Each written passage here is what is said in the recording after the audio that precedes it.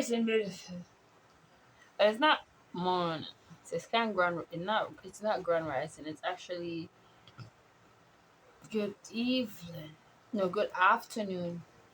Good afternoon, good people. Beautiful people across the world. So,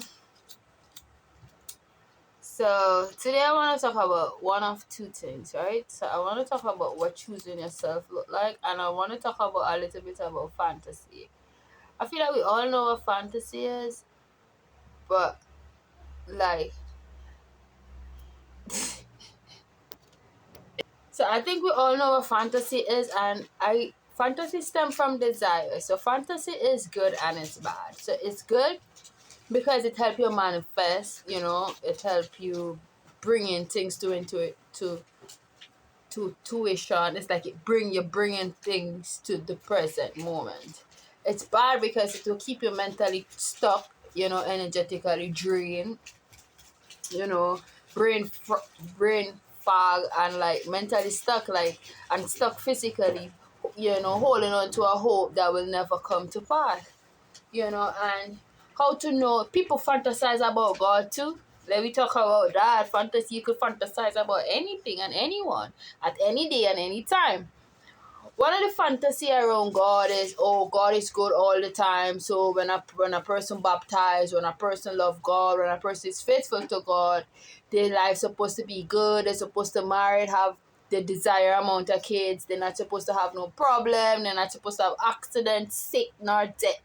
They're supposed to only prosper. It's only supposed to be good things with them, or good things happening to them because they love God, and God is bountiful, it's plentiful, it's everything. You know what I mean? God is known to, if God hold the whole world, then he's so known to be a multimillionaire, a rich, or I don't know what those are some of the fantasy around God. So people fantasize and come up with their own theory of what God is and what God should look like and what God should be.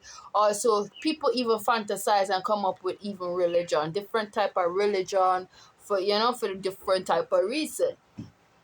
So I realize I always fantasize about the type of man I want and what he's supposed to look like, whatever. And whenever I get the closest thing to that, I try to hold on it like so tightly, even when I like ignore all the red flags, all the signs, and I realize that not every fantasy is really good to hold on to. You know what I mean? Because it make you blind.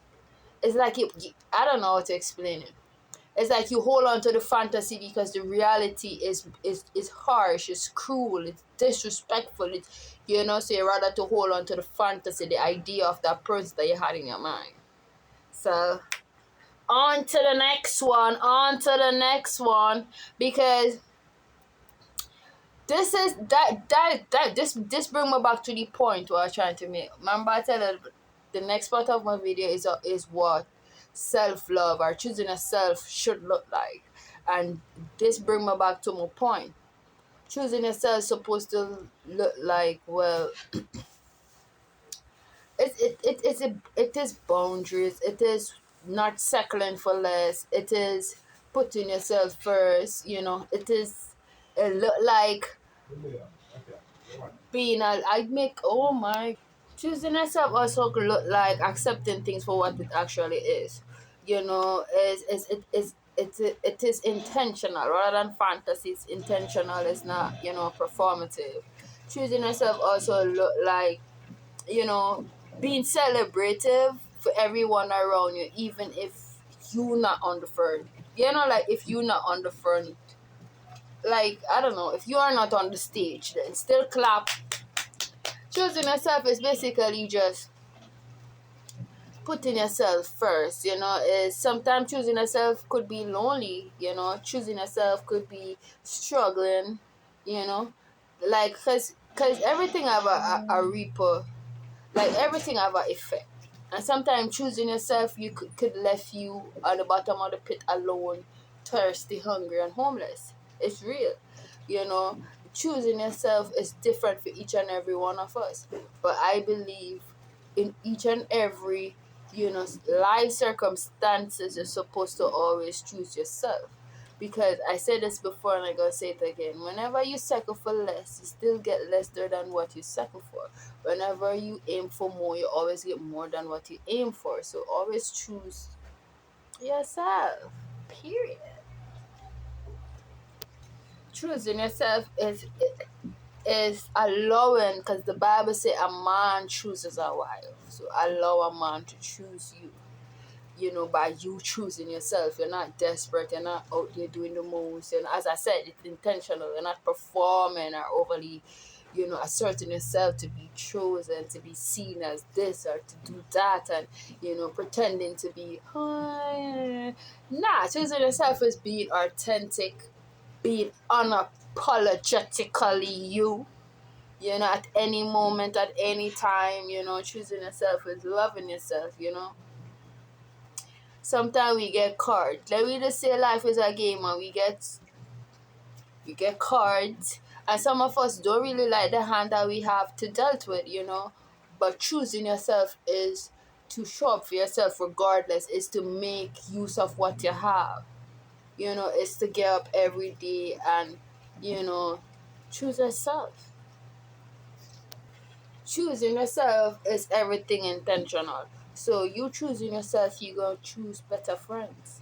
You choosing yourself, you're going to choose better partners. You choosing yourself, you're going to choose just a better lifestyle. You know what I mean? And you choosing yourself, you're going to allow people to choose themselves by not trying to demand and command and try to control anything outside of yourself or anyone outside of yourself. Choosing yourself is knowing how to you're supposed to be treated. But yeah, choosing yourself is choosing love. Because you are love and I love you and you love me. And let's have the most beautiful day to all that. And remember to stay hydrated and to stay moisturized. Cheese. Oh, and the next thing, I just want to say this, like, for some reason, some choosing yourself is knowing that you're chosen even when you wasn't picked. Even for a nigga pick another woman, if you choose yourself in the midst of that, you still win. You never lost. You can't lose because you choose you. So that means it's his loss. Whether or not you choose Kim Kardashian or we choose Queen Elizabeth. Pick. Okay, I'm out.